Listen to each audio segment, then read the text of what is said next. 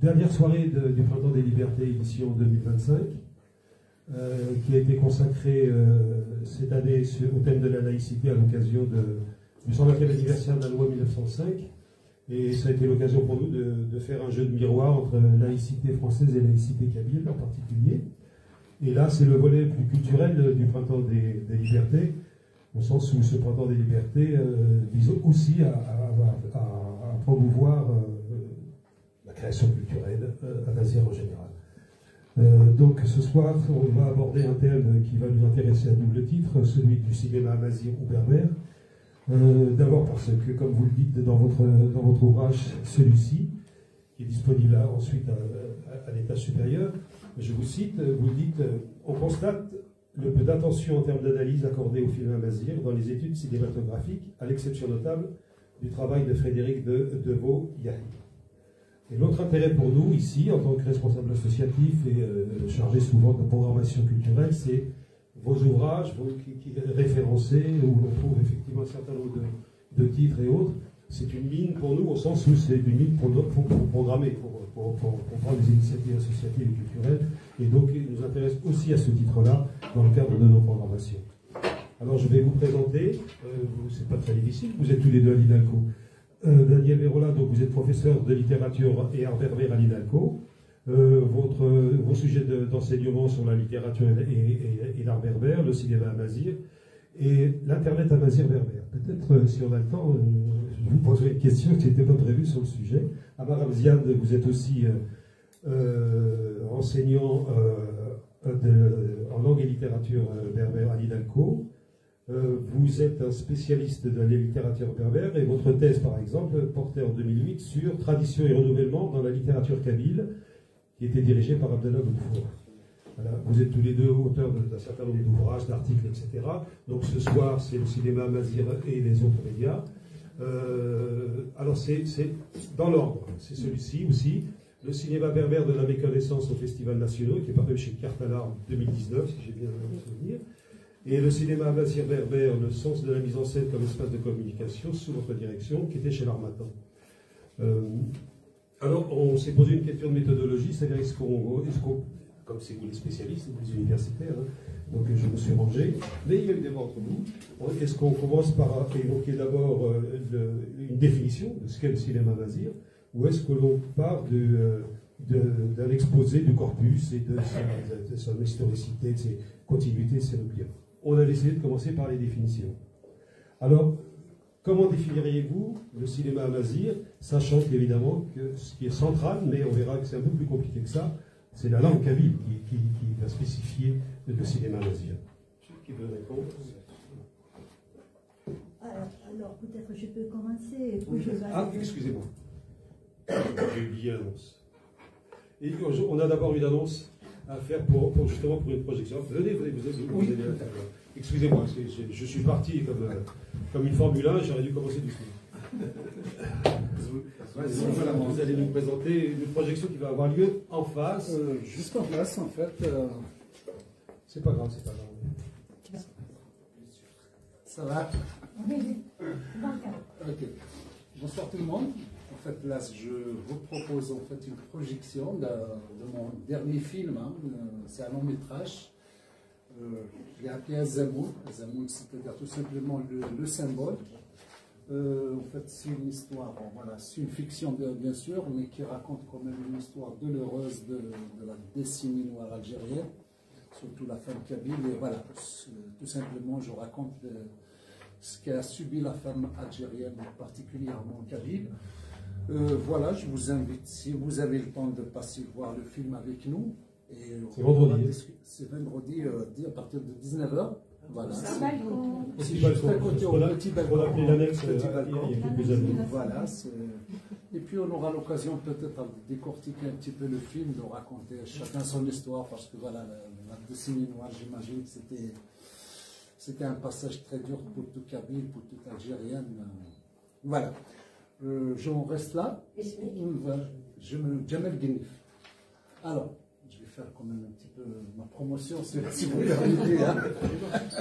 Alors, c'est mon troisième film. Voilà, j'ai eu le premier prix, c'était en 2016, qui s'appelait Awhid, ou Le Solitaire. Hein. C'est un long métrage qui revient aussi sur une tragédie nationale. C'est une fiction, d'accord, mais c'est une manière de rendre hommage aux victimes de Bab el-Oued, des inondations de Bab el-Oued. Et à travers ce film, j'ai montré un petit peu les valeurs kabyles, voilà, je dirais comme ça. Et puis j'ai le dernier qui est sorti sur une chaîne allemande, ça s'appelle La femme kabyle et l'exil. La femme kabyle et l'exil, je reviens sur une histoire d'une femme qui a vécu toute sa vie en Allemagne. Et puis on a suivi son itinéraire, son histoire. Et voilà, c'est un film qui a été diffusé en allemand, en français et en kabyle, bien sûr, pour nos auditeurs kabyles aussi. Voilà, c'est tout ce que je peux vous dire. Bienvenue.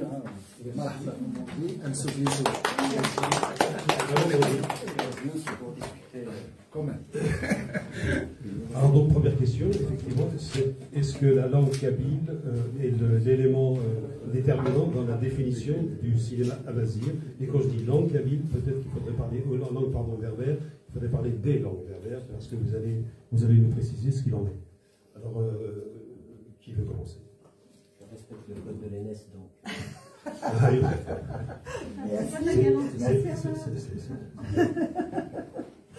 Si on appelle la galanterie, mais non. À la galanterie, oui. Le code de l'ENS.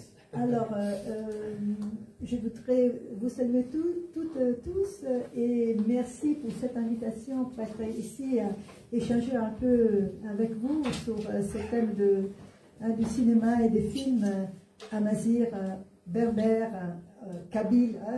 Ça dépend un peu des points de vue. Alors, pour répondre un peu ces questions des définitions, c'est clair que dans la plupart des analyses, si on regarde un peu les études qui ont été faites, mais aussi dans la presse, c'est clair que la langue, c'est central. Hein, la question de la langue est centrale dans la définition d'un film en tant qu'amazigh, en tant que berbère, en tant que kabyle, mais aussi chlé ou rifin. Hein, c'est toujours la langue qui est centrale dans cette définition. Mais il faut se poser la question, est-ce que cette définition sur la base linguistique est suffisante?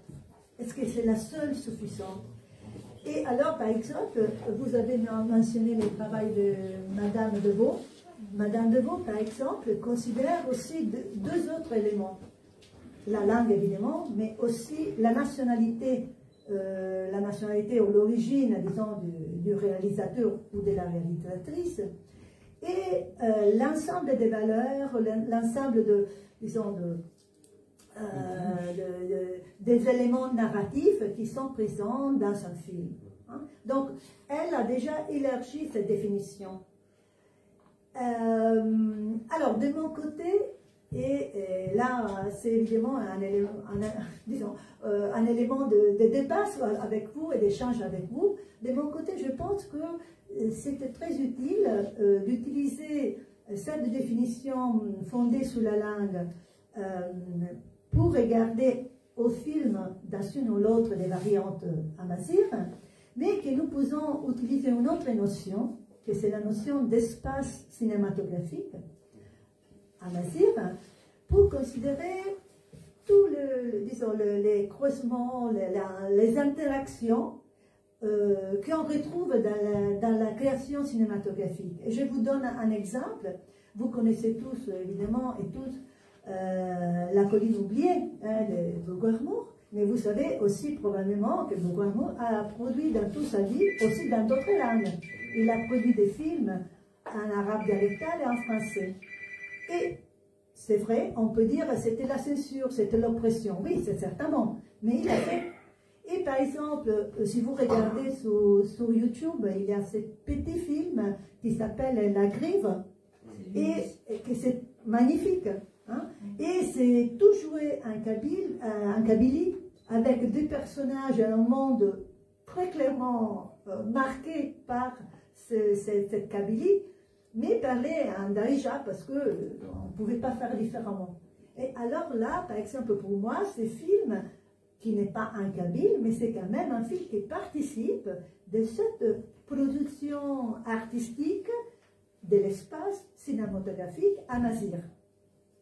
Donc c'est un élargissement pour regarder vraiment à l'ouverture, quelquefois forcée, quelquefois cherchée, parce que je pense à des autres cas dans lesquels on utilise les Français. Vous êtes un exemple, on utilise les Français parce que c'est la langue qu'on connaît. En littérature, c'est la même chose. Si on pense aux travaux au roman de Mouloud Ferraoun ou Mouloud Mameri, ils sont en français, mais qui veut dire qu'ils ne sont pas des pièces biliaires, des pièces fondamentales du monde,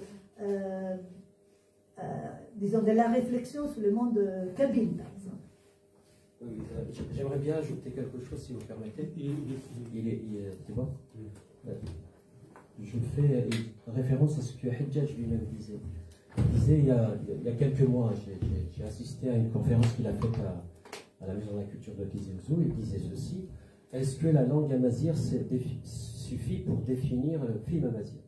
Il a répondu textuellement en disant que la langue ne suffit pas. Il cite un certain nombre d'exemples. Il dit par exemple, quand on met un film, quand on va dire on adapte en kabyle un film western, est-ce que ça en kabyle un film western, est-ce que ça devient pour autant un film kabyle? Non. Il en arrive à la conclusion que sans les décors, sans les valeurs, sans les costumes, sans ce fond culturel qui fait la Kabylie, on ne peut pas parler de film kabyle. Je cite un autre exemple, c'est Rameau de feu de Mohamed Iftissan, qui est adapté à partir d'un ouvrage de Melkouari. Je ne sais pas si c'est La montagne des chacals ou oui. C'est cela, et qui a été adapté en arabe. Le grain dans la meule. Le grain dans la meule, merci, absolument. Et donc qui a été adapté, Ben Mohamed, et donc qui a été adapté à partir du film, je veux dire du roman écrit, rappelons-le, tu parles de l'espace littéraire, qui a été initialement écrit en français, il a été adapté au cinéma en arabe dialectal. Mais quand on regarde le film, on est ouvertement et nettement en kabylie. Est-ce qu'on peut dire que ce n'est pas un film kabyle tout simplement parce que la langue est l'arabe dialectal? Non, du tout. Il est profondément kabyle par ses décors, par les costumes, par la culture qu'il décrit, n'est-ce pas? Et il me semble que c'est cela qui fait on va dire, la définition. Donc l'image, ce que l'image nous transmet, est un indicateur justement de la définition même, n'est-ce pas? Parce que le cinéma est repose fondamentalement sur l'image. La langue, disait Hajjaj dans sa conférence, elle est là pour ajouter, n'est-ce pas? Pour dire ce que l'image ne dit pas en elle-même. Voilà. Éventuellement, je pourrais ajouter des choses. Oui, je vais vous poser des questions. Juste vous parlez de Hajjaj, donc le réalisateur de Machaou. Dans votre livre, vous le citez, et donc je le cite à mon tour. Le film Machaou est amazigh pour tout ce qu'il y a dedans. Il ne l'est pas uniquement parce que la langue est la langue amazigh, ce qui rejoint ce que vous disiez.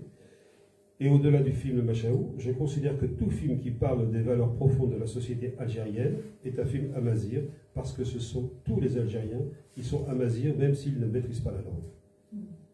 Alors il y a un autre élément qui intervient dans la définition du film amazigh, et c'est le rapport à la tradition orale.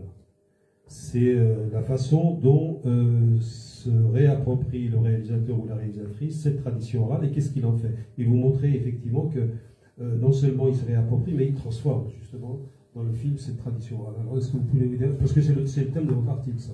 Oui, absolument. Oui, j'ai traité de cette thématique, à savoir comment est-ce que les formes traditionnelles sont reprises et réutilisées dans le cinéma, dans les films, j'ai envie de dire. Et on remarque, j'ai travaillé sur les 3 films.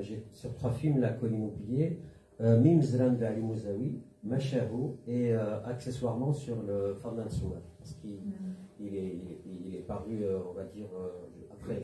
Je n'ai pas eu il a paru après, donc j'ai pas eu le temps de travailler suffisamment dessus. Donc, si je prends le cas de Mimzran. Donc, Mimzran, c'est un film de Ali Mouzaoui qui repose sur la trame d'un conte merveilleux. Et pour le coup, il s'est inspiré du conte Aqaï Sawada.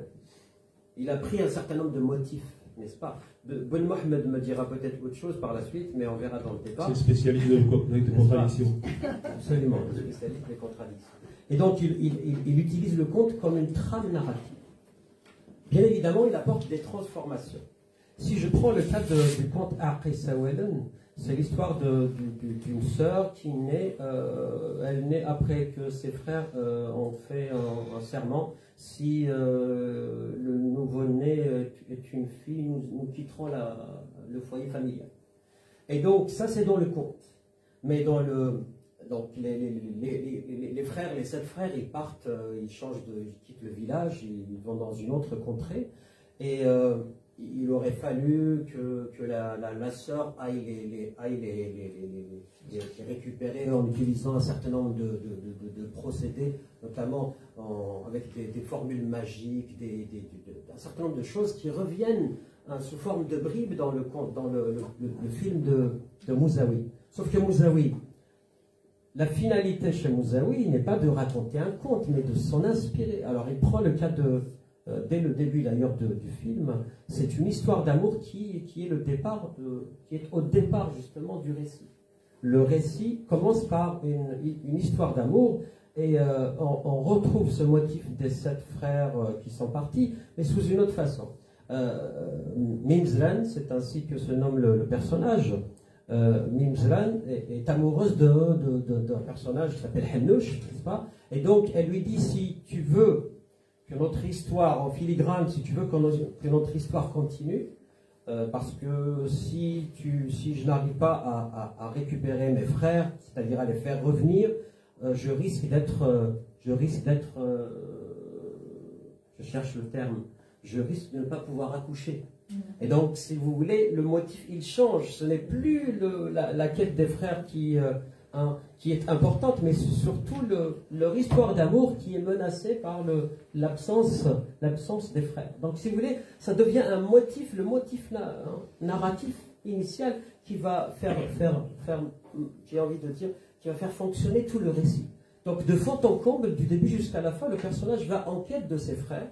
Donc, il va partir même dans le sud, c'est le sud de l'Algérie. Donc, pour vous dire à quel point les motifs traditionnels, ils sont là, ils sont réutilisés, mais on leur attribue d'autres, j'ai envie de dire, d'autres fonctions. C'est juste un exemple parmi d'autres.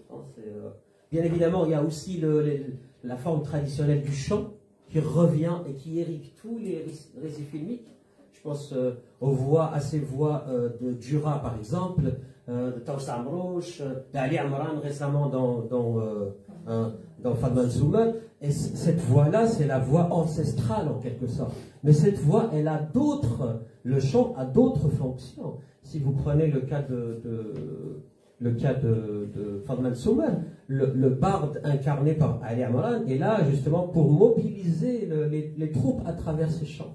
Mais le chant, il a aussi d'autres fonctions, comme à l'entrée du film, au tout début du film, où Ali Amran chante un chant tragique qui annonce la tragédie qui va survenir. Vous voyez, donc si vous voulez, nous avons des formes traditionnelles, mais qui sont réutilisées à d'autres fonctions. C'est peut-être de cette façon-là que le cinéma, justement, profite, j'ai envie de dire profite est un terme négatif, mais réutilise, exploite le fond traditionnel à ses fins cinématographiques. Le film de Mousaoui peut être qualifié de conte cinématographique. Alors, qu'est-ce qu'il fait Mousaoui? Il montre ce que le conte cache, en quelque sorte. Dans le conte, nous n'avons pas d'histoire d'amour. Elles sont à peine effleurées, on en parle à peine. Elles sont dans le sous-entendu. Mais là, dans le film de Mimzran de Mousaoui, l'histoire d'amour est là, elle est annoncée dès le début. C'est vous dire qu'on peut reprendre des formes traditionnelles, mais auxquelles on leur donne de nouvelles, j'ai envie de dire, de nouveaux signifiés. Le signifiant, c'est le conte, mais le signifié est tout autre. Voilà. Est-ce que je peux donner aussi un exemple? Parce que là, par exemple, exactement dans cette volume, il y a l'un des articles, je pense les premiers, de Claude Jay, que c'est une collègue, une doctorant, quelqu'un qui a fait les doctorats en Angleterre, Par exemple, répondre à ces questions de lien entre l'oralité, les contes et les films. Un film en particulier, c'est un film rifin, parlé en rifin. C'est le film qui a un intitulé en anglais, Monster, les monstres. Ouais. Et là, c'est intéressant parce que dans ces films, on peut retrouver l'idée du conte de l'ogre. Donc il y a cette figure centrale, mais à un certain moment, il faut vraiment se questionner sur qui sont les ogres. Parce qu'au début, il semble que les ogres sont ceux qui arrivent il y a une ville dans la campagne, il y a des gens qui arrivent et qui commencent à tabasser, on peut dire, les chefs de la maison. Et on pense que c'est eux les ogres. Mais si on écoute, si on continue à voir ces films, on comprend que la situation est plus complexe et il faut vraiment se poser la question de qui sont les ogres, qui sont les monstres. Et là, donc, on revoit un peu le même jeu dont tu as parlé pour une femme. On voit qu'il y a, disons, les récits du conte qui est utilisé comme un filigrane, comme lien narratif, on peut dire, comme, aussi pour se rappeler de ce monde de l'oralité, mais finalement, il est utilisé aussi pour faire un discours des critiques sur l'hypocrisie et sur tout ce qu'on ne voit pas dans les mondes immédiats, on peut dire. Et là, c'est un article très intéressant de cette collègue. Oui, peut-être un autre élément aussi, c'est que si l'on prend le cas de Machavo, d'entrée de jeu, dès le titre, Machavo nous renvoie au conte, mais on voit que Al-Qasim Hajjaj, justement, décrit en quelque sorte de façon cinématographique, il décrit, il met le point sur ces traditions qui sont, disons-le, un peu mortifères, qui conduisent le personnage principal vers, entre guillemets, le suicide, dans la mesure où, pour le NIF, pour une histoire de vendetta, il va quitter sa famille pendant des mois et des mois en quête justement de cette finalité qui a enlevé tout le sens à sa vie familiale, et donc pour venger son NIF. Justement, Al-Qasim Hajjaj fait allusion à ces traditions qui sont, n'est-ce pas, aujourd'hui révolues. Voilà. Alors j'ai été surpris, il y a d'autres éléments que j'ai sans doute oubliés, mais parmi les éléments caractéristiques du film Amazigh figure la réception de ces films, l'enthousiasme qu'ils suscitent. Vous dites comme une représentation d'un soi partagé par les groupes amazirs dans leur ensemble. Alors, en quoi ça intervient comme facteur caractéristique du film amazigh, cette réception? Alors, disons que dans une interprétation un peu classique des films, on regarde surtout l'objet, les films comme objet. C'est qu'on voit dans la salle du cinéma ou à la télévision ou sur l'ordinateur. Mais de plus en plus, l'analyse cinématographique regarde pas seulement le film en soi, mais ce qui est les procès de les faire, les procès de réalisation, et aussi la réception. Donc avant et après, disons, cet objet qu'on peut nommer les films. Et effectivement, dans les cas de cette cinématographie amazigh, on voit qu'il y a vraiment une passion pour les films de la partie du public. Et vous vous rappelez certainement que déjà pour La Colline oubliée, on a eu une collecte énorme de fonds. Les financements est venu finalement aussi en partie de la population et aussi des associations culturelles. Je me rappelle aussi que j'étais encore doctorant et j'ai reçu l'appel à participer aussi pour financer la Colline oubliée. C'était vraiment quelque chose de vraiment passionnant, voir tout le monde qui s'y activait. Et effectivement, c'est la même chose. On voit la réaction du public, c'est vraiment une réaction d'amour. Certainement aussi parce qu'on se reconnaît au cinéma, finalement. On peut s'entendre au cinéma. Et ça, c'est déjà quelque chose de très, très important et émouvant aussi. Mais aussi parce que, évidemment, dans la période des années 80, 92, 96, hein, parce que c'est un peu la période de la production hein, du film et de la réalisation du film, parce que on venait d'une période de répression très dure et on était entré dans le décennie noir, donc c'était vraiment aussi, disons, les désirs effectivement de s'affirmer et de se reconnaître. Et ça c'est particulier certainement en Kabylie, mais on les retrouve aussi très clairement dans l'Erchle au Maroc. Hein, là, vraiment, on voit aussi la population qui s'est vraiment passionnée pour les films dans sa propre langue. Donc, dans ce sens, oui, c'est caractéristique de cette cinématographie. Je reviens. Bien sûr. Vous êtes chez vous. Merci. C'est que, contrairement à la littérature, il faut dire que le cinéma, entre guillemets, est plus démocratique. Parce que c'est les images. Bon, on n'a pas besoin d'être spécialiste pour regarder un film, n'est-ce pas? Après, bon, les analyses de spécialistes, ça c'est autre chose. Mais cet engouement, il pourrait s'expliquer aussi par le fait que quand on regarde un film en kabyle, ça permet à nos mamans qui sont analphabètes mais néanmoins intellectuelles de regarder un film en kabyle. Et donc pendant de longues années, elles ne pouvaient pas le faire. Et aujourd'hui, malgré la qualité parfois, on va dire entre guillemets médiocre de certains films, ils sont regardés parce que d'abord ils parlent directement, en quelque sorte, à ce public. Donc l'engouement, il s'explique aussi là pour le coup, par l'aspect linguistique, parce que ce sont des films en kabyle, et ces récepteurs-là ont besoin de voir des films en kabyle. Donc c'est fondamental. Je vais résumer en vous citant. Réfléchir sur les éléments de la définition de film amazigh nous a aidé ensuite à élargir la notion de cinéma amazigh au-delà de la langue utilisée. Dans notre réflexion, nous avons proposé la notion d'espace cinématographique amazigh ou berbère pour indiquer l'appartenance partagée à un continuum dans lequel la narration d'un soi passe par une série de caractérisations se référant à la langue, l'histoire, la scène et les personnages berbères. On pourra donc parler non seulement de cinéma amazigh pour la réalisation, production et distribution des films grand écran et vidéo en amazigh, nous y viendrons, mais aussi d'espace cinématographique amazigh, incluant les films muets et en d'autres langues, lorsqu'ils forment autant explicitement qu'implicitement une narration identitaire du groupe concerné.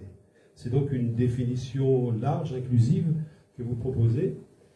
Et par exemple, pour être tout à fait concret, pour revenir aux petites affaires de la CB, l'an dernier, nous avions programmé Marin des montagnes de Karim Aïnouz, brésilien qui n'a plus de rapport avec la Kabylie, sauf que son père était de la région de Ben Mohamed d'ailleurs, je crois, était kabyle, et il a réalisé un film où il va en Algérie, où il raconte son périple en Algérie, ou alors cette année avec Lydia Leberterki, Paris la Blanche. Est-ce que ça rentre, donc, ces films rentrent dans la catégorie cinéma amazigh?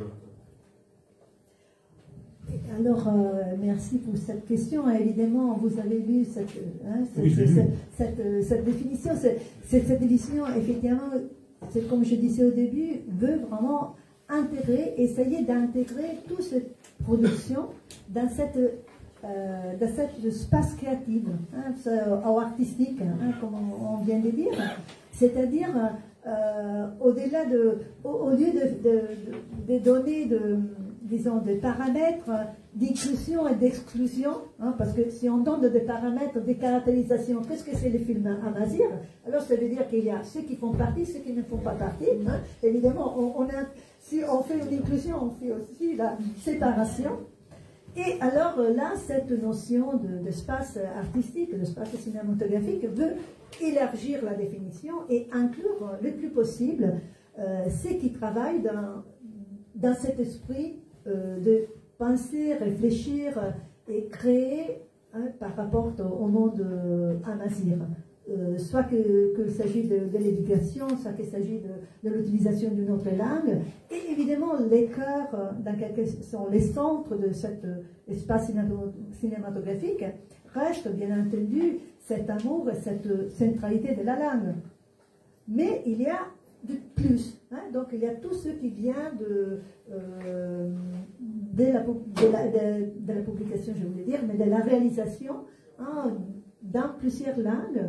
Si il y a cette attention à à la scène, au personnage, à ce type disons, de monde hein, que nous appelons en Amazigh, Kabylie ou des autres.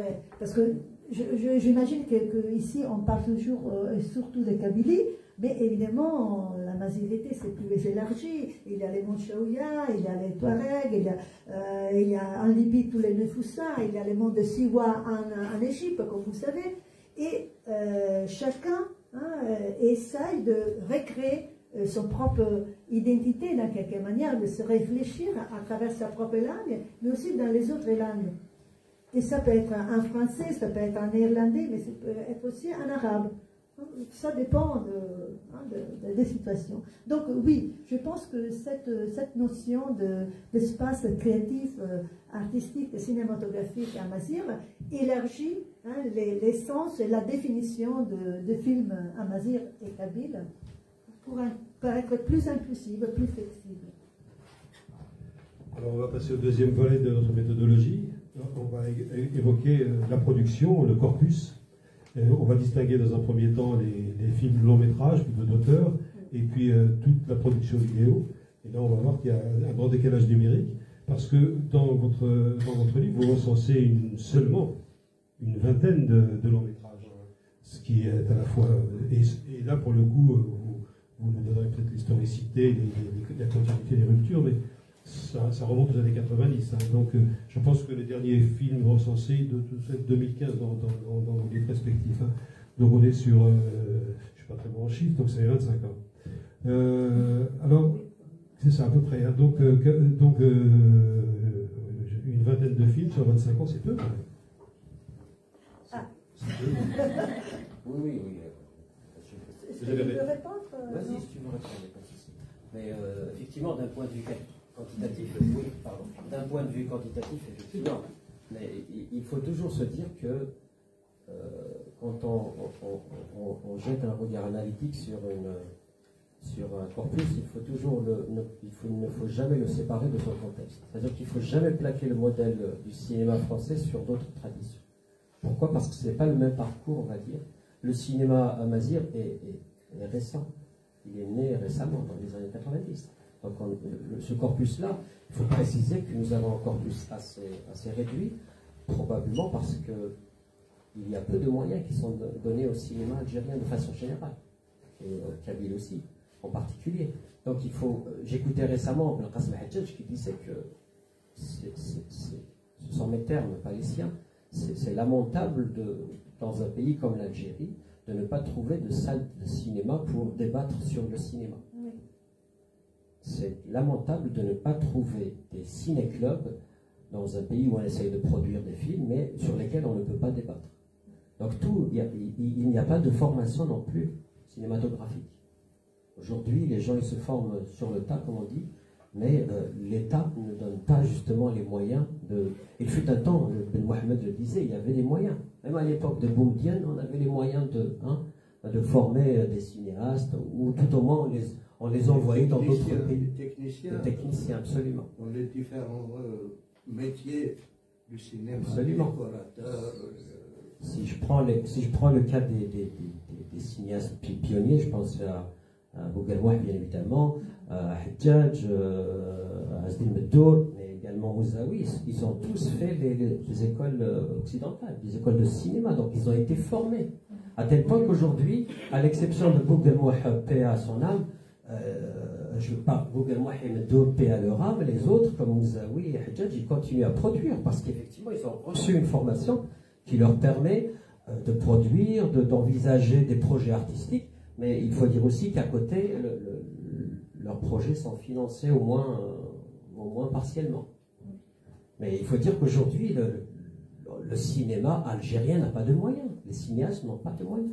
Donc comment voulez-vous qu'il y ait une production? Je ne parle pas de la production entre guillemets parallèle, celle qui est produite, n'est-ce pas? On va y revenir. Mais je parle notamment des films grand écran. Parce qu'effectivement, il n'y a pas de formation. On n'a pas formé des cinéastes qui puissent produire, et j'ai l'impression que ce n'est pas l'objectif des pouvoirs politiques que de produire, n'est-ce pas, que d'encourager la création cinématographique. voulez dire un mot sur le grand écran? Oui, je voudrais dire qu'effectivement, il y a cette question du nombre limité hein, de production, de réalisation cinématographique et grand écran, c'est-à-dire pour les salles de cinéma. Évidemment, disons, il y a toutes ces questions de contraintes financières. Du côté, disons, plus théorique, ça c'était aussi une des questions utilisées, disons, l'un des éléments utilisés pour dire qu'il n'existe pas du cinéma masir. Hein, parce que s'il y a très peu de réalisations, il n'y a pas une chaîne productive consistante, alors on ne peut pas dire qu'il existe un cinéma masir. Et, disons, de ma part, je pense qu'il faut aussi dans ces cas, élargir un peu les regards et considérer qu'il n'y a pas seulement les films pour les grands écrans, mais il y a beaucoup de gens qui travaillent pour la vidéo, pour la télévision, etc. Et donc, dans l'ensemble, on peut bien parler de cinéma amateur. Est-ce qu'il n'y a pas, avant de passer à l'aspect vidéo, parce que là, ça se compte en centaines, est-ce qu'il n'y a pas quand même un renouvellement? Je pense à Moulouda Liotna qui était avec nous la semaine dernière, dont son moyen-métrage était à Cannes il y a un an ou deux, en 2023 je crois, c'est ça. Ou Omar Belkassibi, auquel un article est consacré dans ce livre, qui produisent un cinéma de qualité, peut-être innovant d'ailleurs, en termes de thématiques, voire en termes de techniques de filmage, mais voilà, j'y connais rien, je ne me refuserai pas. Mais donc, est-ce qu'il n'y a pas un renouvellement générationnel, artistique? Oui, absolument. Je pense que si on pense à la première génération de films vidéo, on pense normalement à des films qui sont plutôt entre les comiques et les drames. Hein. Ça, c'était un peu la caractéristique, surtout si on pense à ce que j'appelais Amazigh Good, hein, que c'est la définition des films vidéo, surtout cheleux, hein, au Maroc. C'était vraiment un peu en sorte de sorte opéra au cinéma, donc où il y avait cette partie comique et qui c'était très important. Et on voit que dans la génération suivante, ça a changé.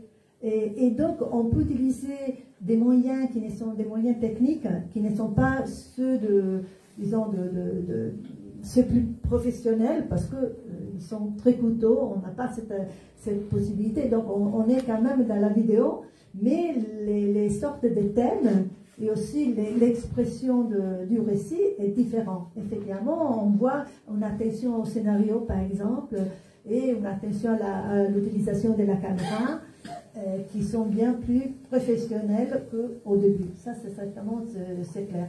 Disons que l'une des caractéristiques du film vidéo était, hein, dans les années, vers la fin des années 90 et au début des années 2000, était que c'était des films joués autour des acteurs. Il y avait un scénario très, très faible et c'était surtout le jeu des acteurs qui, disons, donnait un peu vie au récit. Et tandis qu'on voit qu'aujourd'hui, la situation a changé soit pour ce qui concerne les films vidéo en kabyle que pour les films vidéo en cheveux au Maroc. Oui. Oui, et si je peux abonder dans le même sens, je pense qu'il ne faut pas jeter le bébé avec l'eau du bain, comme on dit. C'est-à-dire qu'il ne faut pas être caricatural et dire que tout ce qui se produit n'est pas bon.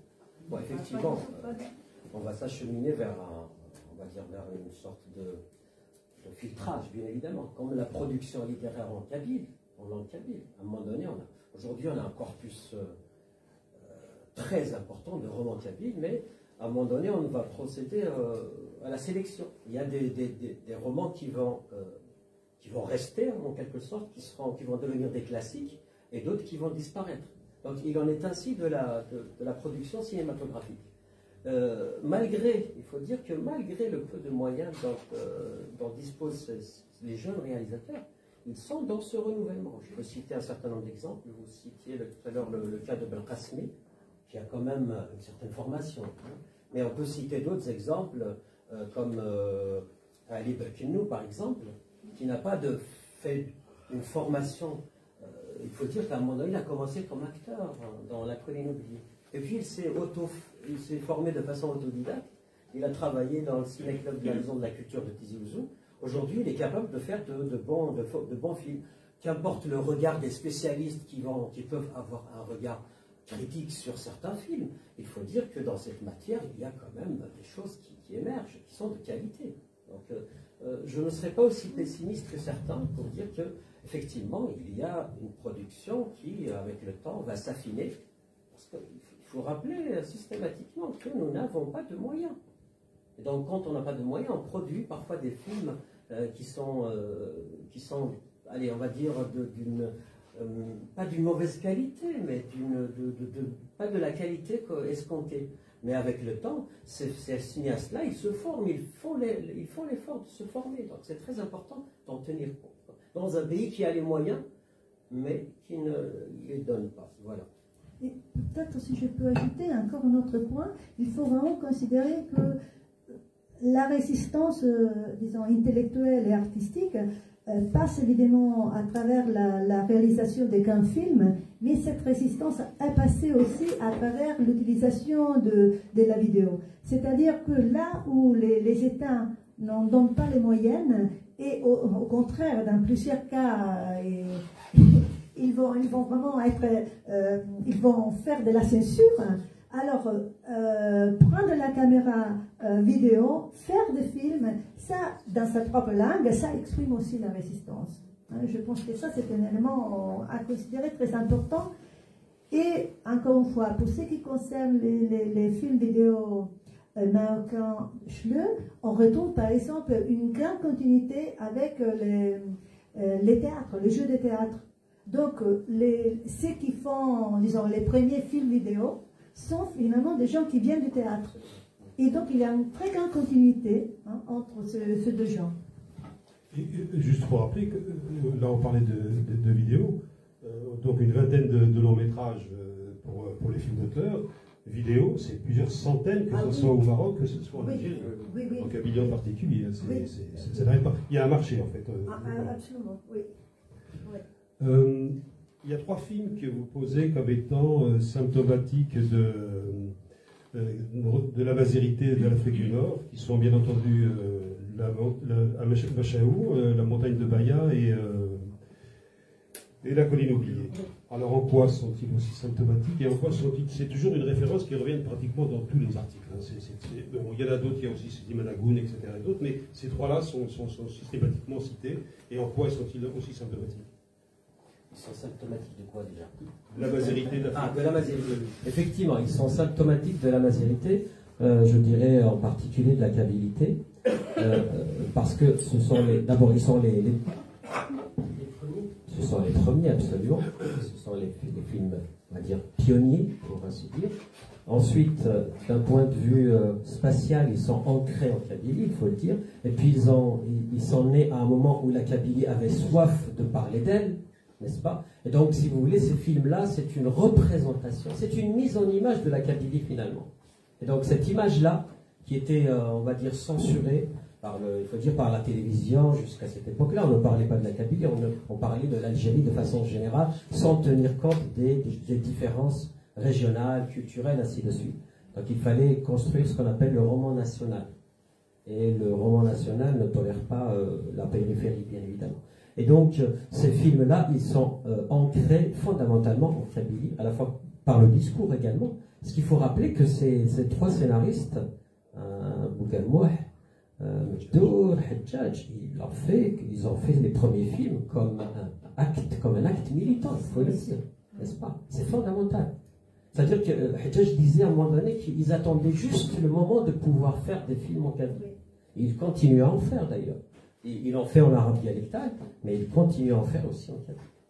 Donc ces films-là, de mon point de vue, sont, on va dire, symptomatiques, si je peux dire, de ce désir, n'est-ce pas, d'exprimer la masérité à travers le film. Juste deux mots subjectifs sur le parcours d'un Mougholomour, par exemple, qui s'est sans doute sacrifié pour produire ses films en Kabylie. Et un autre mot sur l'adaptation de l'opium et le bâton qui occupe aussi pas mal de place, et une réaction de Mouloud Mavri que je dirai tout à l'heure si j'ai le temps. Alors pour deux mots, par exemple, un mot sur le réalisateur. Alors, globalement, c'est une personnalité vraiment d'un côté polyédrique, très riche et aussi dramatique, parce que vous savez tous qu'à un certain moment, après La Colline oubliée, vraiment, il aurait aimé continuer à faire du cinéma, faire des réalisations, mais soit à cause de sa santé, et soit à cause des situations très concrètes, très réelles, il n'a pas eu cette possibilité. Mais finalement, il n'a pas arrêté d'écrire parce qu'il a publié un roman, Sansa.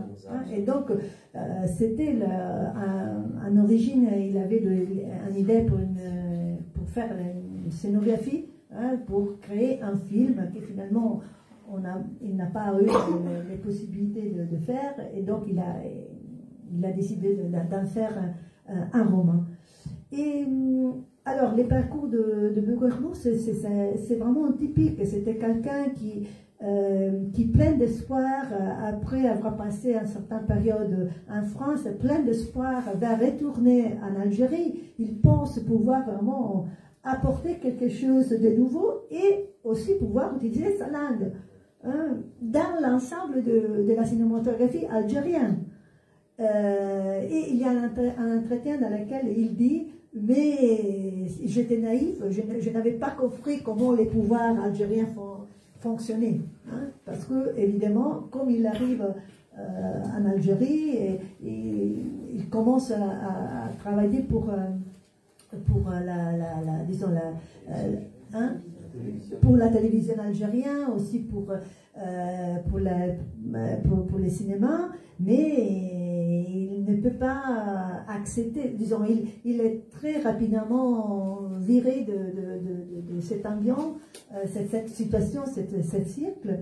Et donc, vous connaissez tous l'histoire, évidemment, de son premier film, qui a été censuré, qui n'a pas vu le jour finalement, qui a disparu complètement. Et dont on a seulement quelques images, quelques fragments, quelques prises de photographies seulement. Et donc, on peut dire que c'est quelqu'un qui vraiment a passé toute sa vie en attendant aussi les moments de produire aussi un kabyle. Mais lui, c'était un réalisateur, et pour faire son travail, il a accepté et il a travaillé dans toutes les langues possibles. Il a fait des documentaires en français, il a fait des films, comme je disais, en darija. C'était quelqu'un de très riche, et, disons, avec une production multiple, qu'on ne peut pas enfermer seulement dans la Kabylie. C'était la Kabylie dans l'ensemble de sa production. Et je pense que ça, c'est un peu aussi le discours, encore une fois, de cet espace cinématographique. J'aimerais juste ajouter quelque chose, c'est que j'ai eu le plaisir de regarder un documentaire qui lui a été consacré récemment par Ali Mouzaoui, que je conseille à beaucoup d'entre vous de le regarder. Pourquoi? Parce que ça montre la tragédie vécue sur le plan personnel par Bouguersbourg. Il y a un parallèle entre le privé et le cinématographique. Ça reste mon opinion personnelle, bien évidemment. Je n'impose pas mon point de vue personnel, mais moi, en tout cas, j'ai beaucoup aimé ce documentaire. C'est juste rappeler qu'il y a un contentieux avec la famille qui n'était pas d'accord. Voilà, c'est juste ça. Moi, je reste au strict niveau esthétique. Ouais. Une autre illustration d'un contexte et d'une situation politique en particulier, c'est l'adaptation de l'Opium et le bâton, où on a fait parler un village kabyle en arabe. Alors je cite Mamri, et vous réagirez peut-être, je reprends une citation qui est dans votre livre. Au moment où on a projeté de tourner l'Opium et le bâton, j'ai essayé, c'est Mamri qui parle, je suis intervenu très souvent, j'ai essayé d'obtenir que les personnages parlent chacun la langue qui a été la sienne, normalement. Je ne dois pas dire que le film serait entièrement en berbère, mais les personnages berbères parleraient berbère. Ceux qui étaient arabophones auraient parlé arabe, et ceux qui étaient français auraient parlé français. Malgré mes tentatives, je n'ai pas pu obtenir cette chose. L'argument qu'on m'a opposé Et donc ce film devait être vu par les généralités des Algériens, et la majorité des Algériens étant arabophones, il fallait le faire dans la langue comprise par la majorité des Algériens. C'était un prétexte naturellement. C'était un projet politique très précis, c'est-à-dire que non seulement la langue n'était pas la langue naturelle des personnages, mais deuxièmement, on a gardé les noms que j'avais donnés à tous les personnages, sauf deux, Amérouche et le deuxième Akli, qui étaient de mon invention. Qu'est-ce que cette adaptation de l'opium et le bateau traduit justement de ce contexte et de cette période, parce que c'est 1970, je crois. Alors, peut-être que je commence et puis je te donne la parole à... Faites comme alors, merci. Alors, je pense que là, il faut vraiment considérer la situation spécifique. Hein. D'un côté, les multilinguismes, la pluralité culturelle est une richesse, mais évidemment, dans une situation d'oppression, dans une situation d'un pouvoir qu'impose seulement une langue, évidemment là, ce n'est pas plus un choix. On perd la richesse et on est dans l'oppression. Donc ça, c'est un peu le cas de l'opium et le bâton. C'est-à-dire que, effectivement, ce qu'il propose Valmery, c'est étaler cette richesse linguistique et culturelle, et peut-être aussi les liens et les oppositions qui existent, tandis que dans les discours étatiques, il n'y avait pas ça, mais il y avait seulement l'imposition de cette idée d'unité à travers une seule langue, une seule religion. Vous savez, vous connaissez très bien la difficulté, les drames hein, de cette imposition et les conséquences qu'il y a eu sous la Kabylie, évidemment, mais pas seulement, aussi surtout l'Algérie. Oui, mais il faut pas perdre de vue le contexte politique aussi. C'est qu'à un moment donné, on voulait une langue unique, une religion unique, n'est-ce pas? Mais si on avait respecté le désir de Mabry, on aurait montré la pluralité de l'Algérie. Et dans lequel cas, ça aurait été un sacrilège. On va aborder une deuxième partie, c'est la question des thématiques de ce cinéma à Nazir.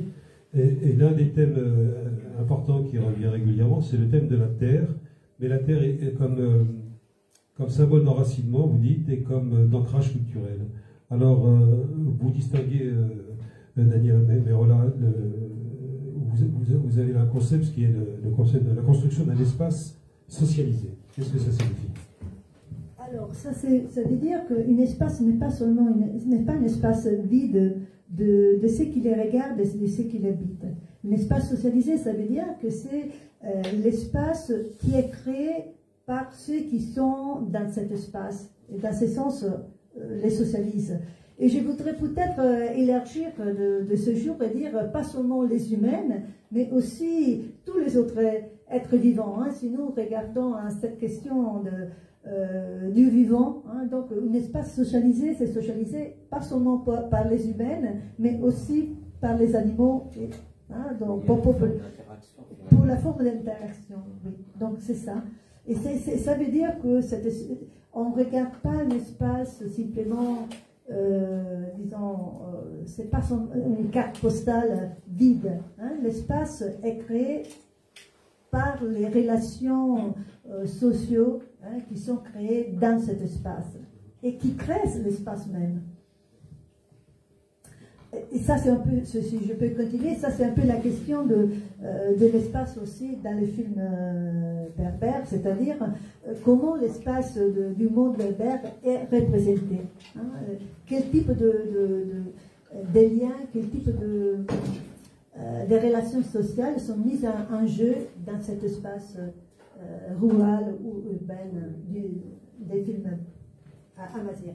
À propos d'espace, il faut peut-être préciser que dans les premiers films, l'espace était majoritairement, on va dire, rural. Pourquoi? Parce que cette identité-là, j'ai envie de dire, cet espace rural, était le refuge d'une identité qui est longtemps occultée. Donc il fallait ancrer ce désir de voir son identité reconnue. Il fallait impérativement l'ancrer dans ces zones-là. Et la montagne a toujours été le refuge de cette identité, il faut le dire. Oui. Je ne sais pas si c'est l'idée qui disait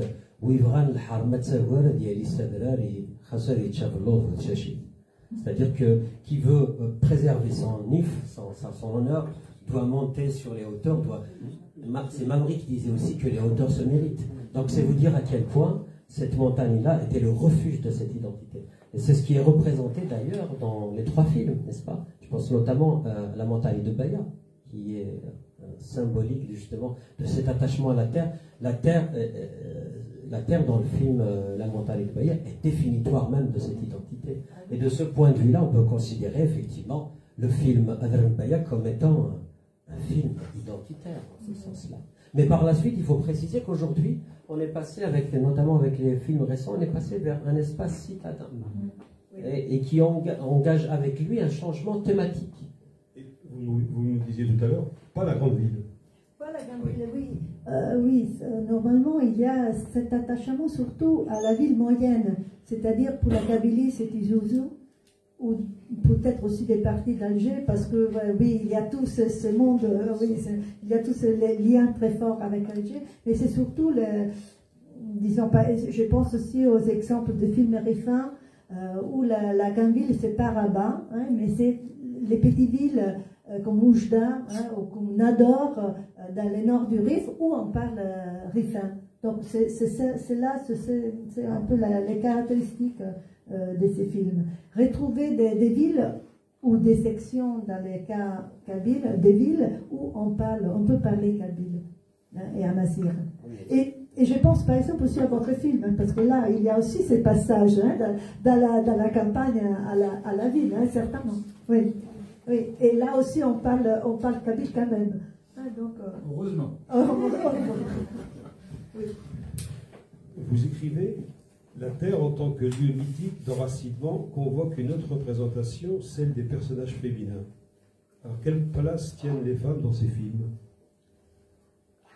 Oui, alors... 2 heures. Oui, 2 heures, oui, vraiment. C'est, disons, alors peut-être je peux commencer pour notre partie.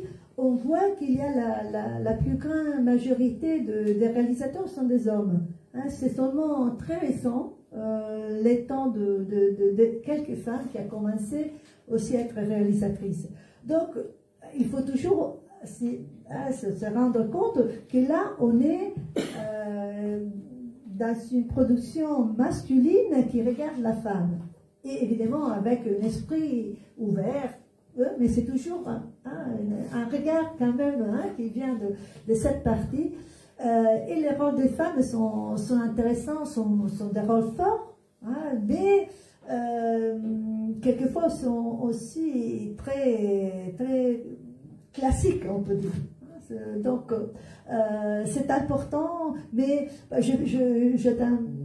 je pense maintenant à la figure de Baya, dans la montagne de Baya.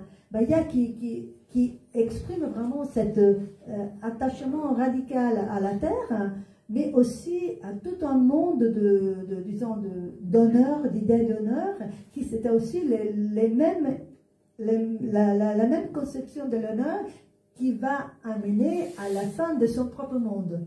Donc la vendetta qui finalement amène à la destruction de son amour, de son nouveau rapport d'amour, et aussi de son fils, et aussi de tous les villages.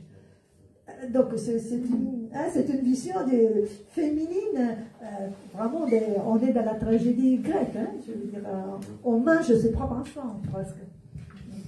Après, si je peux me permettre d'ajouter quelque chose, c'est qu'on ne peut pas s'empêcher de dire que ces films-là, ils ont une dimension féministe, n'est-ce pas? Ces réalisateurs-là ont montré une forme de féminisme en quelque sorte. Ils ont épousé la cause de la femme. Je pense notamment à Hajjaj, d'ailleurs, qui a fait un film qu'il a intitulé Une femme taxi à Sidi Bel Ames. Ah oui, ça c'est... Même s'il l'a fait en arabe dialectal, il faut dire que... Parce que Hajjaj, il définit la mazirité comme une liberté parmi tant d'autres, n'est-ce pas? Donc il l'a situé dans un cadre global, on va dire. Et donc, si vous voulez, c'est une façon de rendre hommage à Bouguelmouh aussi, dans le reportage, le documentaire qui est visiblement un peu polémique, mais bon, ça c'est un autre débat. Il rendait hommage aussi à la femme, en filigrane, en disant qu'on a tué l'amour entre les hommes et les femmes dans ce pays. Donc indirectement, c'est une façon aussi de rendre hommage à la femme. Et Asie, n'est-ce pas, dans La colline oubliée, elle est une figure centrale. Donc je considère que ces films-là, ces premiers films-là, sont très féministes, de mon point de vue. Même si effectivement ils reproduisent certains stéréotypes, effectivement, de cette masculinité, de cette définition du NIF traditionnel. Dernière question avant d'échanger avec Hassan. Est-ce que ces films ont, dans une logique qui serait justement de tourner le dos à toute folklorisation, ne contiennent pas aussi une critique de la société, en l'occurrence kabyle, et de son emprise négative sur les individus, sur l'émancipation des individus? Est-ce qu'il y a cet aspect critique envers sa propre société, qu'on trouve par exemple chez Attar Djaout en littérature? Oui, absolument. On la trouve chez Hajjaj. Je n'arrête pas de le citer par oui, ce soir, probablement. Mais en tout cas, il le montre à travers le Mashahou, bien évidemment. Mashahou, c'est l'histoire d'Al-Sri qui va se suicider, entre guillemets, parce qu'il va mettre sa vie familiale de côté dans le seul but de venger son honneur en quelque sorte, sans connaître l'histoire, bien évidemment. Mais là, nous sommes dans un contexte traditionnel, où le NIF était en quelque sorte l'essence même de la définition de l'individu dans le groupe. Un homme, NIF, traditionnel. Heureusement que les temps ont changé. Est-ce qu'il y a des réactions, des questions? Ne retiens pas, Benoît. Oui, je vais ouvrir le bal, bien sûr. Oui, il y a quand même un aspect qui me semble très important et que vous n'avez pas abordé. C'est celui du combat de ces réalisateurs pour arriver à produire ce qu'ils ont pu produire des années avant. Par exemple, moi, son scénario sur La colline oubliée date pratiquement juste après l'indépendance. Et il en a parlé, et Delmondo lui-même en a parlé, parce qu'ils en ont parlé souvent, ils se sont connus à Paris pendant la guerre, et ils ont déjà abordé ce projet.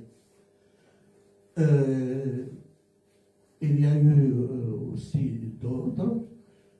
Bon, il y a alors un film dont on ne parle pas, mais c'est vrai que c'est un travail d'amateur, mais ça a été en fait le premier long métrage qui a été tourné côté Tizi Ouzou, à Arjaona.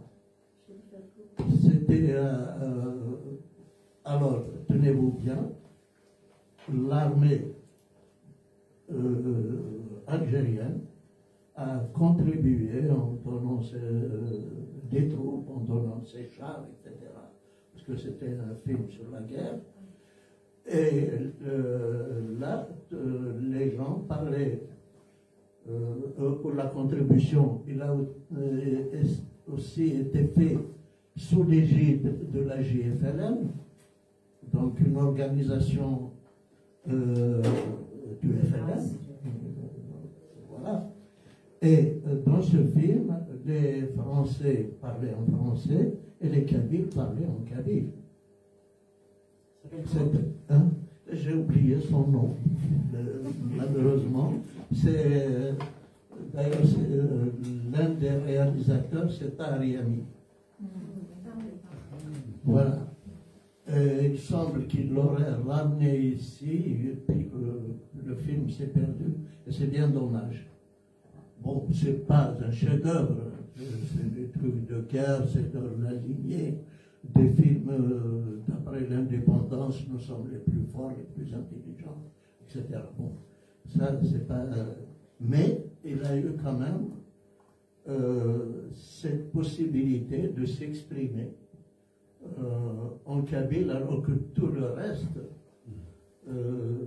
du domaine artistique, surtout le cinéma et le théâtre, était censuré.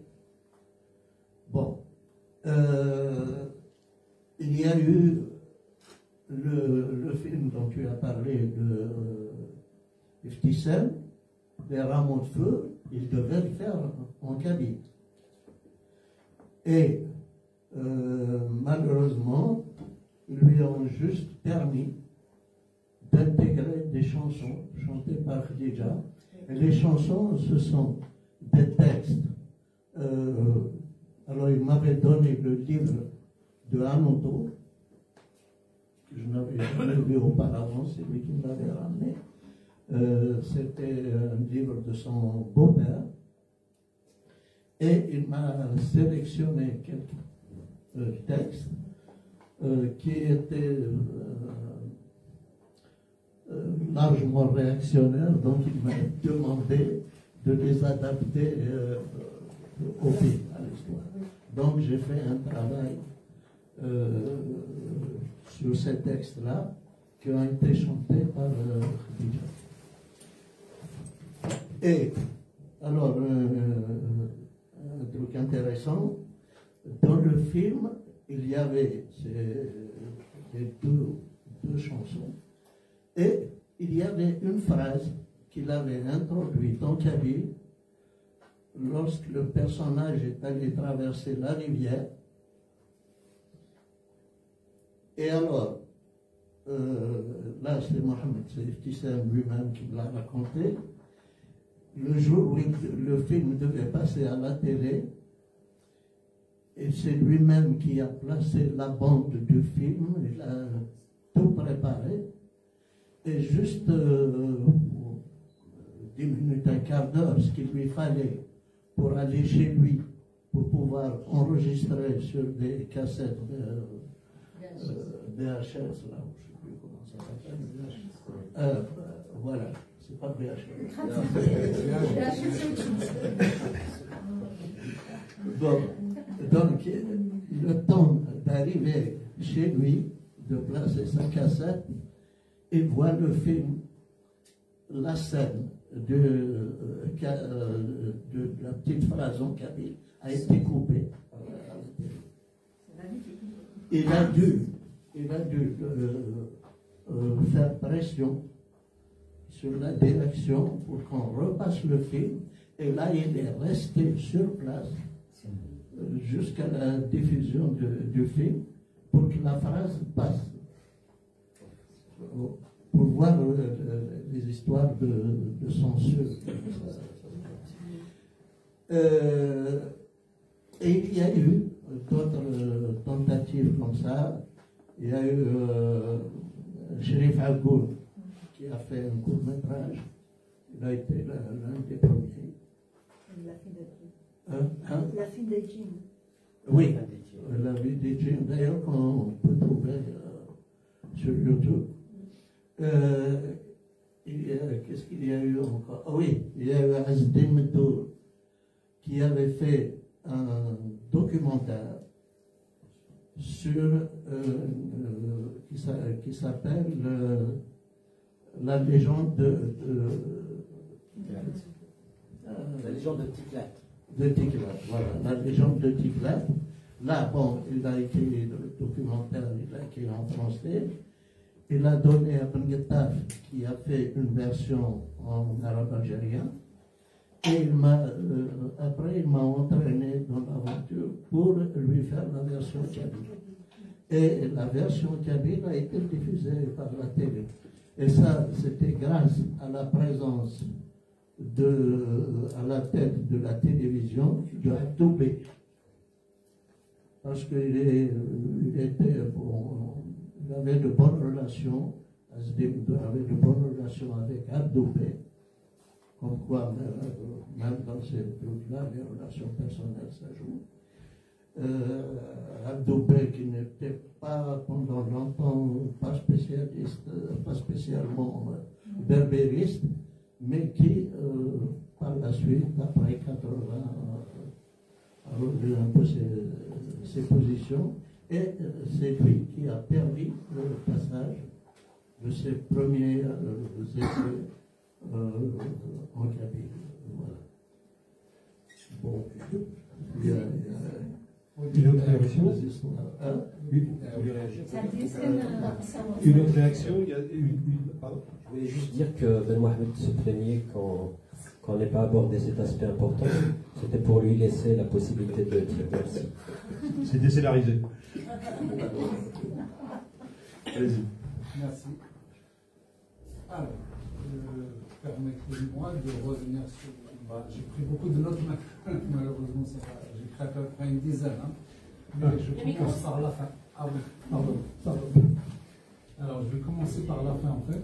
Alors, j'ai entendu qu'on parle de le point de vue d'un réalisateur homme-femme. Hein. Alors, dans la réalisation, quand on parle cinéma, il n'y a pas d'influence, puisque là, on parle de réalisation, pas d'écriture, de mondes différents, de choses différentes. Alors là, c'est pour ça que je dis, quand on écrit, c'est autre chose, mais quand on réalise, c'est la technicité. C'est autre chose, c'est-à-dire on peut donner un produit d'une femme que l'homme peut réaliser mieux qu'une femme ou vice-versa. Et puis, j'ai entendu beaucoup de choses, quand on parle en décortique, on parle aujourd'hui, je pense, sur l'écriture cinématographique, mais pas sur le cinéma. Parce que le cinéma, le dialogue, ça n'a pas beaucoup de place. On ne parle pas de valeur, on ne parle pas d'autre chose. Le cinéma, quand on dit cinéma, on parle de technique de réalisation. L'approche cinématographique, quand on parle cinéma à mesure, pour moi, c'est très large. C'est très large parce que quand on dit on réalise quelque chose, c'est le lieu d'abord, c'est l'approche, et puis, j'ai bien dit avant, la technicité, c'est-à-dire il faut qu'on représente sa société à travers l'image, parce qu'au cinéma, on écrit des images. On n'écrit pas des textes, on n'écrit rien du tout, on écrit des images. Et quand on écrit une image, c'est-à-dire le regard, la manière, la caméra suit le regard. La caméra, quand on regarde quelqu'un, ça veut dire on le prend de haut, c'est-à-dire là, on casse le personnage, on le regarde. C'est-à-dire, pour moi, ce soir, permettez-moi de vous dire, on a parlé plus d'écriture. Voilà, on a parlé plus d'écriture. Alors, je vais quand même être obligé de vous couper. On ne va pas prendre les 10 points que vous avez notés. Non, je vais faire vite, ne vous inquiétez pas. Alors, puis j'ai entendu aussi autre chose, qu'on parle de théâtre et le cinéma. En fait, justement, dans notre cinéma, c'est le théâtre qui a fait beaucoup de mal à notre cinéma. Pourquoi? Parce que l'approche théâtrale et l'approche cinématographique, c'est deux mondes différents, tout simplement. Parce que le théâtre, il est là, il y a la gestuelle, il y a beaucoup de choses qui jouent. Mais quand on tourne une séquence, on a besoin de cette identité. Alors, quand on voit le cinéma algérien, hein, ou le téléfilm algérien, on est vraiment dans l'esprit égyptien. Pourquoi? Parce qu'il y a les mimiques, il y a la gestuelle, il y a tout ça. Ça ne donne pas notre identité, ça ne peut pas. Parce qu'ils ont beaucoup regardé le cinéma égyptien, alors ils réagissent la même chose, parce qu'il n'y a pas d'école qui donne une identité algérienne ou MSI ou quelque chose. Alors j'en reste là. Merci d'avoir écouté. Vous voulez réagir Une dernière question, bien que vous réagissez. Ah, ok, tu fais ce que tu veux, tu n'as plus que chez toi, on est chez toi. Je suis ravie, on est tous chez vous ce soir. C'est bien. On va amener un couscous bientôt. Moi j'ai juste une question très simple. La place des médias dans le cinéma amazigh. Ah, tu piques les questions des flyers. C'est ça. D'accord. Je t'avais dit, elle m'interpellait vraiment. Et tout le long des discours, je n'ai pas entendu. Donc du coup.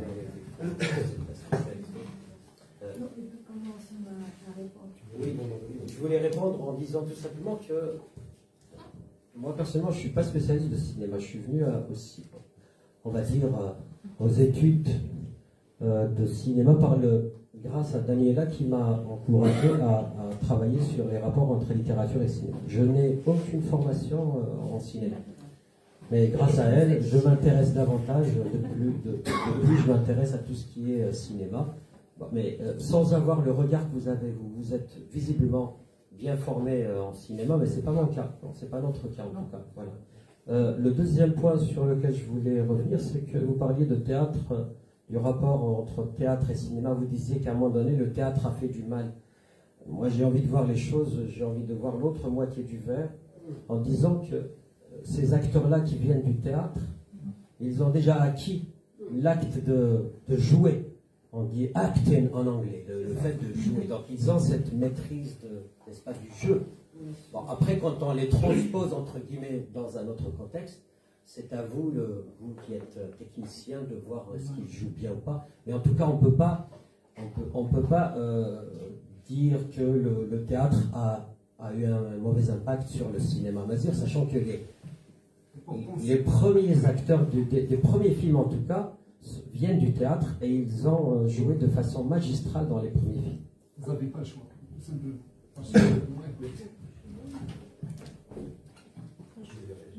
Allez-y. Oui, non, je voulais répondre par rapport à ce que vous disiez sur le regard masculin, féminin. Moi, j'aimerais savoir juste, parce que je ne suis pas tout à fait d'accord avec vous, en fait, juste parce que simplement, comme vous dites, c'est le cinéma technique, quand on colle deux images les unes à côté des autres, en dessous se passe quelque chose que le spectateur ou la spectatrice va capter ou pas. Et je pense que ça dépend aussi d'un regard à la fois de réalisateur ou de réalisatrice, mais aussi de ce qu'on est dans notre âme et dans notre comment dire, statut d'auteur et donc d'autrice aussi. Et du coup, je voulais juste savoir par rapport au cinéma justement berbère amazigh, parce que ça c'est un sujet qui m'intéresse vraiment beaucoup. S'il y a beaucoup de femmes et si on voit beaucoup de, enfin même en vidéo ou en numérique, enfin c'est vraiment un sujet qui m'intéresse parce que justement pour voir s'il y a, nous ici, je vois un changement de regard en fait entre un réalisateur et une réalisatrice sur certains sujets, notamment l'amour, la sexualité, même le statut de la mère. Et du coup, j'ai un peu l'impression que enfin, je ne sais pas s'il y a un cinéma féminin, enfin, de réalisatrice en fait, amazigh. Et ça ce serait intéressant de le savoir, comparer justement. D'accord. Alors, oui, donc je voudrais répondre les 3 points, hein, parce que au moins. Alors, la question de la relation entre les théâtres et les cinémas, j'ai fait cette référence dans un contexte très spécifique, c'est-à-dire le développement des films vidéo dans l'ère Schleu au Maroc. Et là, c'est très intéressant ces liens, parce qu'on voit dans les films vidéo qu'il y a vraiment aussi une manière technique de filmer, hein, que nous rappelle un peu l'espace théâtral. Hein. Par exemple, il y a certainement des personnages qui défilent, un peu comme ça arrive au théâtre, hein, et qu'on n'utilise pas vraiment dans les cinémas, disons, international. Hein. Donc, oui, on peut discuter sur l'essence de cette présence, mais je dois dire que c'est très caractéristique de la première phase des films Schleu vidéo. Hein. Donc, c'est intéressant, c'est vraiment une caractéristique importante. Et puis, il faut considérer aussi un autre aspect, que les films vidéo sont vraiment importants aussi dans le sens des créations locales, qui donc, dans quelque manière, refusent les influences et nationaux, l'influence nationale, mais aussi les influences globales et internationales. C'est vraiment un regard très localisé. Et ça, c'est intéressant aussi. Ce sont aussi des caractéristiques importantes, dans quelque manière, dans une situation d'oppression, parce que c'était les années 80-90, donc oppression au Maroc et en Algérie, dans les deux cas, hein, de la majorité. On retrouve cet esprit, cet regard très local, qui fait donc référence à un monde local, à un art local, au théâtre local, au lieu de regarder disons, aux influences nationales et internationales. Donc ça, c'est intéressant, c'est une sorte de... aussi des refus de certains approches ou, disons, consommatoriste, on peut dire, et aussi de l'oppression vraiment sur la langue. Donc là, donc cette relation avec le théâtre, c'est intéressant, bien que je comprends qu'on peut aussi avoir de la critique d'autres points de vue. Donc ça dépend aussi du regard, évidemment, de ceux qui parlent. Pour ce qui concerne la relation avec les autres médias, oui, alors un peu en relation... Pas la relation entre les autres médias, la place des médias dans le film de Tamazir, c'est-à-dire dans le sens où comment on conçoit, comment est perçu le film Tamazir à l'intérieur, mais également à l'international. Voilà, est-ce que les médias jouent un rôle ou pas, et s'ils jouent un rôle, comment ils se positionnent? Ah, j'avais pensé que vous parliez de, par exemple, la présence de la musique ou la présence... mais c'est plus de la réception. Donc, comment les films sont vus dans les autres médias. Par exemple, dans l'Internet. Il faut dire que, par exemple, la diffusion, je ne parle pas de distribution, mais la diffusion de la connaissance sous les films Amazir s'est passée à travers les festivals et à travers l'Internet. On voit que l'Internet, là, a joué un rôle énorme. C'est vraiment la possibilité de parler sur les films, de montrer les photos, de montrer des fragments, et quelquefois l'interfilm, là, c'est aussi problématique, évidemment, pour des questions financières. Donc oui, l'Internet surtout a joué un rôle majeur, ça c'est certain. Mais vraiment, je pense que vous avez vu que les premiers volumes qui est sorti du premier colloque sur les cinémas que nous avons eu à l'INALCO s'appelle les cinémas berbères de la méconnaissance aux festivals nationaux. Parce qu'effectivement, on a vu vraiment de la censure totale, on a vu que les films berbères Amazir commencent à être acceptés, reconnus à l'étranger, dans les festivals internationaux, à l'international, et après on commence avec les années 90, un peu la libéralisation, etc. Là, on commence à voir qu'il y a de plus en plus de festivals, les festivals locaux. Oui, oui. Ouais. Et effectivement, c'est très intéressant parce que à travers les festivals, il y a aussi la communication entre, par exemple, les réalisateurs marocains, algériens, de Tunisie, etc., que normalement on n'a pas vraiment lieu, parce que ce que l'on n'a pas dit, et qu'une autre des caractéristiques de ce cinéma Amazir est l'être donc ancré dans une langue spécifique. Et cette langue spécifique n'est pas toujours comprise ailleurs. Il y a des sous-titrages. Oui, quelquefois. Pas toujours. Évidemment, il y a des sous-titrages en anglais, en français, etc., ou en espagnol, mais pas toujours. Donc là, mais la présence des festivals a donné la possibilité aux réalisateurs d'échanger, de se voir, d'écouter, de comprendre ce que les autres ont fait, aussi dans des autres pays. Donc ça a été vraiment très important. Et puis, j'arrive à la dernière question, et puis je donne la parole à Marc, parce que... Quand même. Et alors, donc, je pense que... alors, il faut considérer que il y a, comme je l'ai dit, il y a très peu de réalisatrices. Bien qu'il y ait une nouvelle génération, parce que je vois, par exemple, aussi au Maroc, il y a au moins des réalisatrices, dont maintenant vous m'excuserez, j'ai oublié les noms, c'est très fameux, elles ont gagné aussi beaucoup de prix, donc désolé, mais par exemple qui ont commencé à faire de la science-fiction, par exemple. Donc on voit, il y a de nouvelles générations qui sont actives, mais si on considère ce qui a été produit des années 90 jusqu'aux années 2010, par exemple, donc une vingtaine, trentaine d'années, là, c'est très très peu.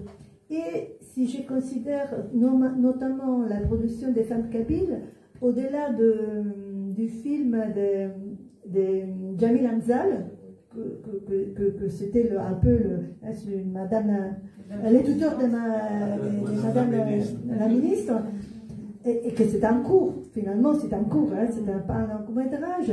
Les femmes réalisatrices se sont occupées surtout des documentaires. Et je pense qu'il y a quelque chose là à être interrogé. Pourquoi? Mais encore, franchement, je n'ai pas encore regardé cet aspect. Ça arrive, hein, puisque moi j'ai en consultation des longs métrages. Pardon.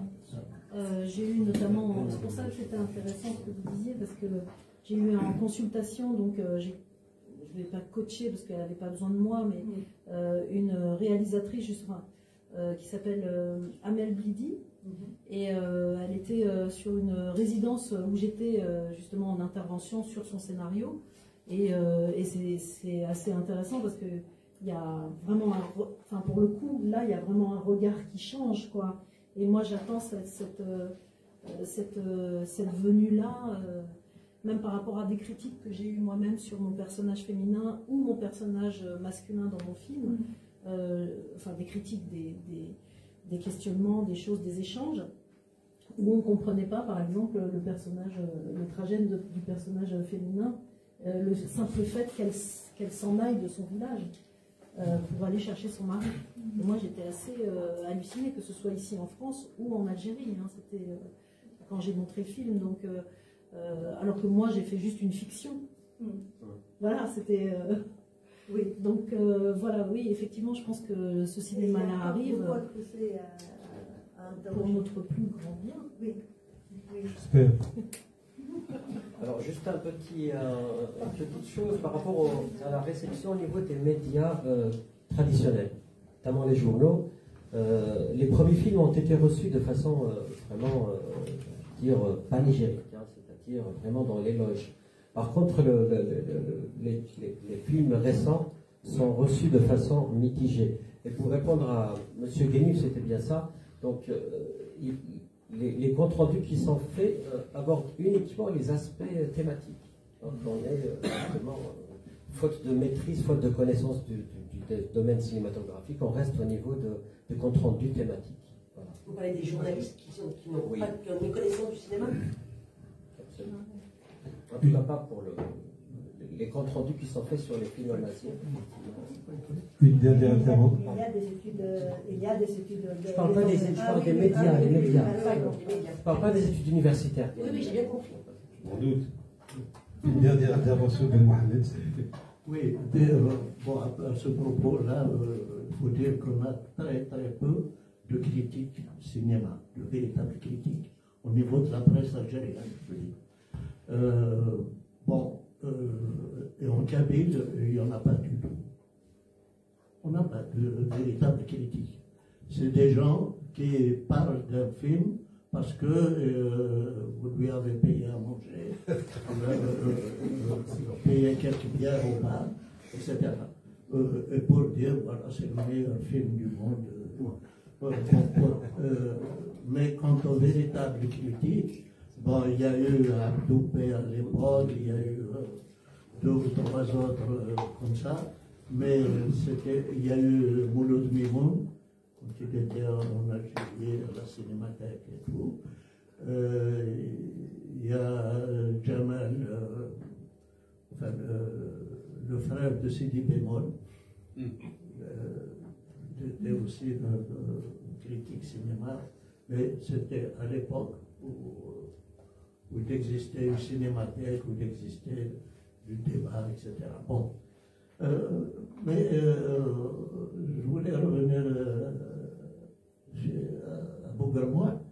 Vous avez parlé évidemment de la polémique, mais il y a un film important tourné dans les Aurès, Donc c'est un film berbère, mais parlé en arabe algérien.